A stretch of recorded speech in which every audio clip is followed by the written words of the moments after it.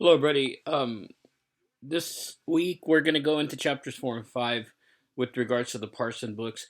Remember, also, you have a quiz that it's going to be due on the 29th. The prompt or the questions should be up.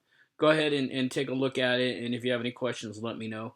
Let's talk about chapter 4. Chapter 4 is a little bit lengthy, so let's go ahead and get through this. We're going to talk about the differences between states and nations and how those work together, and sovereignty, which is a very important concept that we are maybe seeing right now with some of the conflicts with Iran.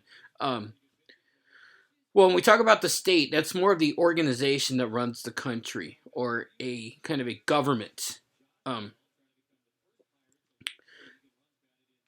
when we talk about the principles of sovereignty and what makes something sovereign, usually we have a fixed border, a shared culture, a recognized country that can determine sovereignty. And Max Weber, who is a famous kind of political scientist, strategist, theorist, um, talked about that in order to maintain a principle of sovereignty, the states will monopolize legitimate violence, whether it's police or military, law enforcement and that stuff like that. So, um, when we talk about another thing about sovereignty is that in the sovereign nation, it'll govern its own affairs and usually won't get involved in other countries or other states. Um, let's talk about some of the states that we have. We have an empire, which is a central power. We also have organizations such as religions that will run a state, whether it's under, maybe something like the Vatican or Afghanistan or Iran, which runs off Sharia law. Um, they base a lot of their government off of religious beliefs. Let's go ahead and look at uh, the concept of nations and states and what a nation states is. States can create nations. We talk about France and Britain.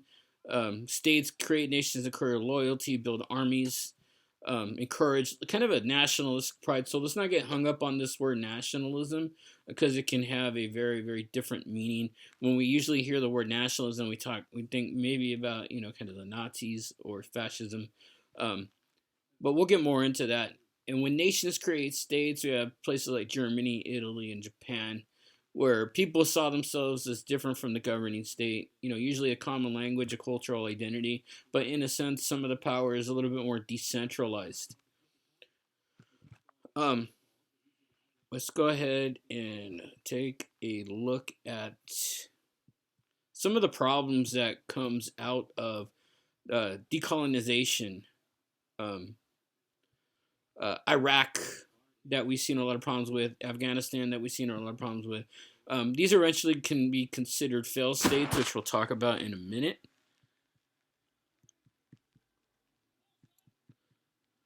Um, let's also talk about unitary states and federal states. Unitary state is where central government holds all the major political authority and is a centralized government. A federal state, kind of like the United States, lower levels of government have authority and we are decentralized. And there's kind of an argument between ideologies on how much a a government should have power as far as power, whether it's federal, state, or local. Here in the U.S., um, a lot of the argument goes into the fact that some people believe that the state, and now we're talking about the United States, the state should have just as much power as the federal government with regards to determining laws and stuff like that. It's kind of a more ideological basis. A good unitary example of a state is Japan. They have 47 prefectures, which can be changed by central government, or England, which has really no levels of government, though they are for other areas of Great Britain, including Scotland and Wales, and which creates the United Kingdom. And we talked about a federal state. Um, that's United States. Switzerland's a good example. Okay, now how do we define citizenship? So in the chapter 4, we're gonna hear a couple of terms called jus sanguinis and jus soli. Um, here in the United States, we have a kind of a just solis type citizenship. So since we're born here, we're automatically U.S. citizens no matter what. Um, a right of blood usually means and you can look at the CIA handbook actually has good examples if you want to Google it about how citizenship is determined throughout the world. Some countries have right of blood, so if your family or your your relatives have a or citizens, you can also become a citizen through that way.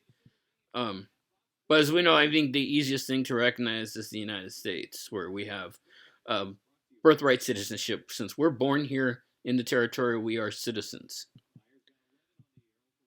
Now, when we talk about failed states, one good example is Afghanistan. There's been numerous interventions in Afghanistan throughout the past 30 years, whether it's Great Britain, the Soviet Union, or the U.S. Um, Today, Afghanistan is one of the poor countries in the world. Really, no way to generate taxes, and one of the biggest things that the Taliban and people in Afghanistan do is in a sense, maybe use poppy as a form of revenue generators, which obviously could be turned in and sold for heroin, um, but not during a real legitimate way to generate revenue. Um, Taliban was the Taliban regime was taken out by the United States, tried to establish democracy, but the Taliban has garnered areas of that country and are a bit more powerful now than they were a few years ago. Here's a good example of nation states, fragmented states, failed states. We'll talk about globalization as we get through this course. Talk about human rights, where the states can't ignore human rights issues, and I think it's kind of a subjective term when you talk about um, human rights, whether it's water, food, shelter, are those considered human rights or are they considered privileges? It's also based off an ideological belief. Um, when we deal with international law and international organizations, we have rules that are binding, such as the Geneva Convention. If any of you are ex-military or any of you have parents in the military, there's certain rules of engagement, certain rules that we have to follow in the context of war, whether it's banning chemical and biological weapons or treating POWs humanely. But in all honesty, it seems like the United States and its allies are generally the ones that follow the Geneva Convention. We also have international organizations, such as the UN, which is the United Nations, the WTO, which is the World Trade Organization, which sets up trade rules throughout the world, and we'll get more into that, or the EU. One of the more controversial things that have been going on is the Brexit, where the EU and the UK are going to, the UK is actually going to separate from the EU, and I think Halloween is the deadline for the EU and the United Kingdom to break up, and it's going to be a very interesting thing and a very really important thing that we're going to have to look at throughout the world, and we'll get into a little bit more talks about that when we go along in this class. We're going to talk, we talk about fascism, modern conservatism, and how they feel about how to protect citizens, and also kind of the concept of neoconservatism, which is a relatively used model of ideologies that we have here in the United States, where a neoconservative will generally favor aggression, um, to promote democracy throughout the world, much like what we did in Iraq, much like what we tried to do in Afghanistan, and maybe some thoughts of you know conflicts with Iran right now and maybe Venezuela. So kind of the rest of the chapter looks at that and create calls out things about oppression and fascism and conservatism, liberalism. I want you to look at this and be able to take a good thought and view of this. Now let's go to chapter 5 real quick. All right. So, chapter 5 talks about governments, right? One thing that, kind of gives governments legitimacy is power. If you have power over people, and that can create a legitimate government, even though, if the country isn't democracy, democratic model, you could still consider it a legitimate government. North Korea is a perfect example. North Korea is viewed as a legitimate government. Now, they call it the People's Republic of Korea, not necessarily a very democratic or government there, or democratic state, as we can say. Um, so we can't say it's a legitimate democracy, but we can say it's a legitimate government because it has power over people. Now, when we talk about, we'll go refer back to Max Weber again. When we talk about legitimate authority, Weber felt that authority is legitimate if you have the following things, kind of a traditional legitimacy, right? Where we have myths, legends, practice, maybe values that kind of guide us as a nation. Monarchs can be an example of that, whether it's Japan or Spain or the United Kingdom. Also, charismatic leader. And this is one of my favorite slides because anytime I teach this course, I always look at the second point here that is bulleted and see that I never thought I'd see Jesus, MLK, and Hitler in the same sentence. But these are examples of charismatic legitimacy, or a leader that can get people mobilized to do something. We also have rational legal legitimacy, where we have rules and laws that kind of guide us on how we're supposed to live. Now, when we talk about power, we usually can, kind of use the example of a carrot and the stick to motivate people. So carrots are kind of, rewards for, people can become wealthy, secure, socially stable, and have peace. We usually have economic benefits for citizens that do that, and that kind of motivates us to stay in line. Now, if we get out of line, so to speak, we can get hit with the stick. My mother's Mexican, so I used to always get hit with the chancla, or the sandal, right? Kind of the same thing. Policy and police and military force can, in a sense, create that stick thing that we talk about, where we are caused to be kept in line by laws in ways that prevent us from revolting. The United States is a good example of a stick type nation. We have the highest military spending in the world. We have a high number of police, and as we know, and if you ever take the 102 class with me, we're going to talk about incarceration rates in prisons, and the concept of prisons being a business now here in the U.S., and how, maybe some people are incarcerated that really, really shouldn't be. So we'll talk more about that. Um, Now, what is democracy? And when we talk about the spread of democracy, it's usually the Enlightenment ideas that people were sharing back in the time. The inventions of the printing press increased literacy and education and got people to maybe look out of the box more and view democracy in a different, light. We also have democratic organizations that have a rule of law. The United States is a very good example. Now, if we take out all the biases and all the, some of the corruption out of the legal system here in the US, we probably have the best legal system, or the best system here in the world. We are innocent until proven guilty, right? It is the government's responsibility to prove that we are guilty. We do not have to incriminate ourselves. Now, again, I really want to emphasize this point, that remember, this is due on the basis of taking all the corruption and all the kind of the unfairness of the judicial system, and at its very core, what's the best, right?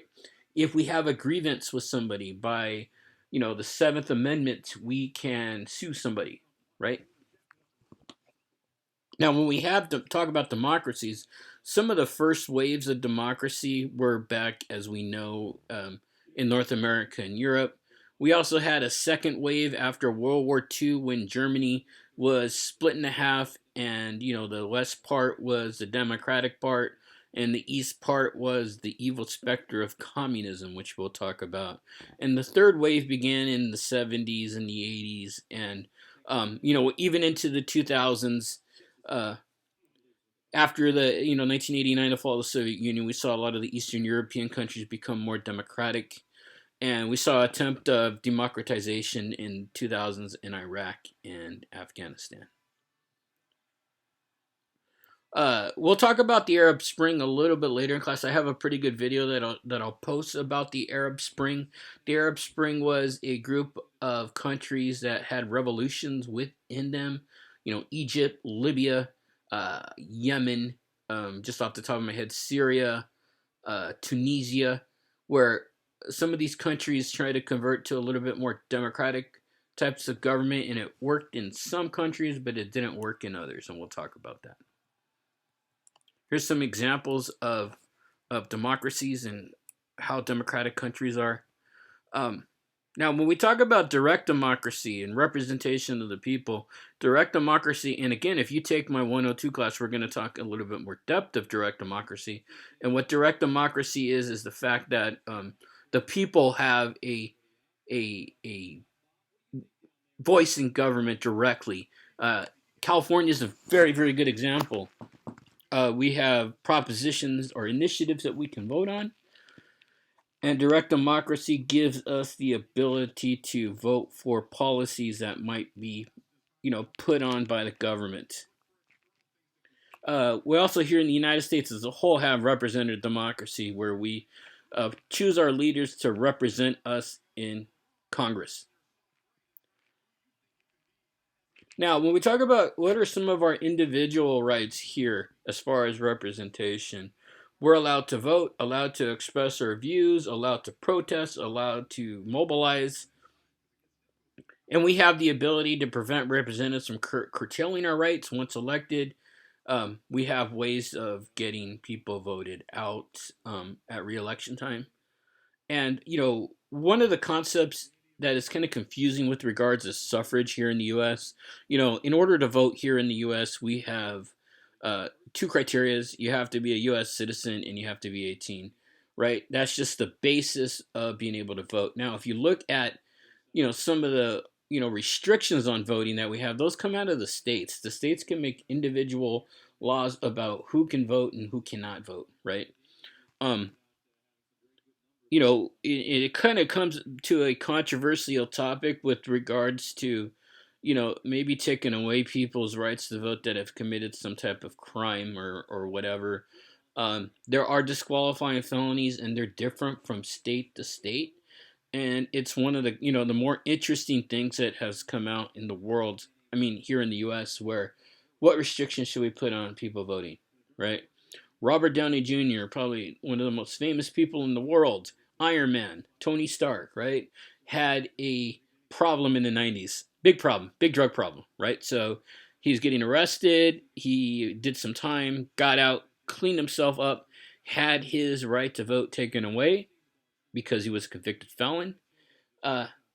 Jerry Brown, who was governor prior to Gavin Newsom, forgave him and pardoned some of his crimes, which gave him his right to vote back. And that's kind of a controversial subject that comes up here in the U.S.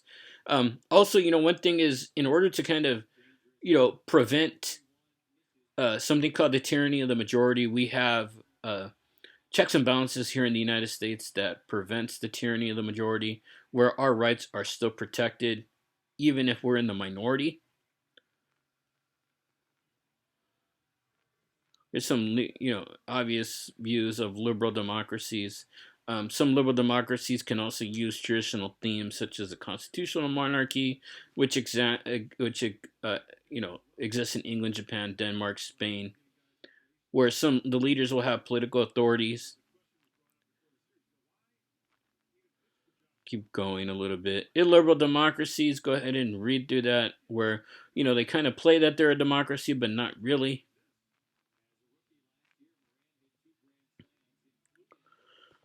So we'll come through this, talk about Russia and Vladimir Putin and it being a liberal democracy. Plays up a tough guy image, plays up nationalism. Singapore is another good example. lots of restrictions, media is suppressed. You have some kind of uh, views of Muslim countries where they're suspicious of Western ideas. Egypt, which was part of the Arab Spring, um, eventually, there was problems, and I'll post a very good video about Egypt and the Arab Spring, where you can see how, democracy was put into place, and then a military person was instituted as um, the executive, Morsi, and then he was taken out, and then another general won with 96% of the vote, which is always curious when we look at that. Now, when we talk about authoritarianism, that's dictatorships and monarchies that, in a sense, will use their views to oppress people. And theocracies can create that, where we talk about, maybe having religion as a guiding principle here in our government. We don't have that here in the United States officially. I mean, we're not going to get into what I think how religion influences our government, but in other countries it does. Sharia law, where people are kind of, maybe vote and act what the government does as a response of fear, which I think does happen here in the United States with religious leaders kind of, making views that might scare a person that is a member of a religion. As some of you may know that you practice Christianity. One of the fears that we have is the fear of going to hell, right? And that is maybe instilled in us as a young person, and we try to do right. And leaders could probably move off that fear in order to have people kept in line. That fear of damnation. We also have one-party regimes like China, Vietnam, North Korea, Cuba, Laos, built on communist ideologies, where everybody has, submission to the government, and we have a commune, or an instance where the government owns all property, and that could lead to a dictatorship. We'll talk about that. Usually a lot of these leaders are based off a cult of personality, where and you can say that it just doesn't necessarily need to happen in a dictatorship where a person has a cult of personality. That is the way of saying that somebody can mobilize people and use, maybe, I don't want to use a word such as propaganda because that might be a little bit strong, but use ways that people can, in a sense, follow that person. Martin Luther King had a cult of personality. Hitler had a cult of personality. Obama had a cult of personality. And Trump had a cult of personality. So that is just a way that people can get using their charm, or the charisma, to get people to do something. We also have governments that have kleptocracies, and just by looking at the first part of the word, or the root part of the word klepto, we know that it means a person that steals a lot, right? So kleptocracy could be a government like the Democratic Republic of the Congo, where the government pilfers and steals from the people. And just some instances here, fascism, Marxism, which we talked about, and Islam. So that's what we got for chapter 5. Going to go ahead and stop here. Remember, you have a quiz that's due at the end of the week, and if you have any questions, let me know. Thank you.